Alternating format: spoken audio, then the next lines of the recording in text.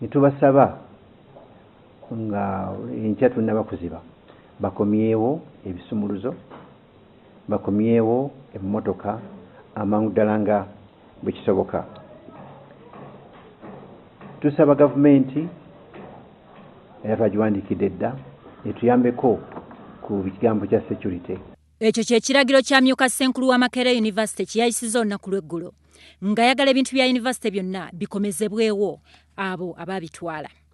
Zino ze zimu ku mmotoka ezibadde zitambuza abamu ku bakozi mu yunivasite ko n'okukola emirimu nga mu kiseera kino zikomezeddwawo ng'akulira eby'entambula ku yunivasite eno bw'annyonnyola.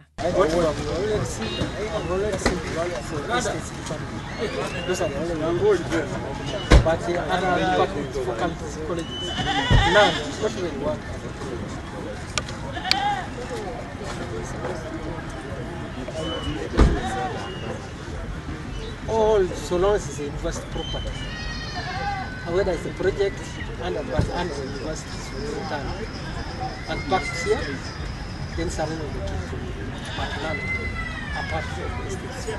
Ono kyokka ategeezezza abo bonna abakyasigaza emmotoka za yunivasite bazikomyewo mangu ng'ekiragiro ky'akakiiko akakulembera ssettendekero ono bwe kaalagidde.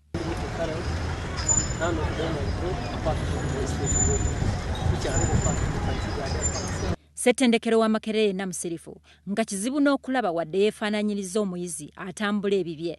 Ekyeyongera okukakasa nti ekiragiro ky'omukulembeze w'eggwanga bakitadde mu nkola okuggala ssettendekero ono.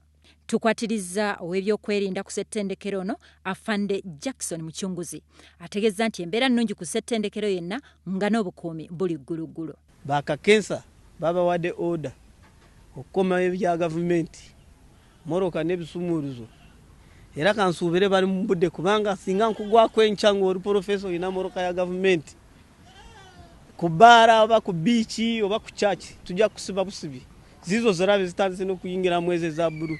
Ku bikwata ku by'okuzzayo ebintu bya yunivasite ategeezza nga bwe bali abeetegefu okubikuuma nga bituuse mu mikono gyabwe. Bagenda kuzikwasa Vice Chancellor through the Office of Transport Officer. Vice Chancellor yalina okuzifuna on behalf of the university naye nga custody ejja kubanga eri police ne transport officer. Ekyokuggala yunivasite ya Makerere na buli kati kikyayogeza abantu bangi obutonotono. Nakyambadde Maria ku WBS TV.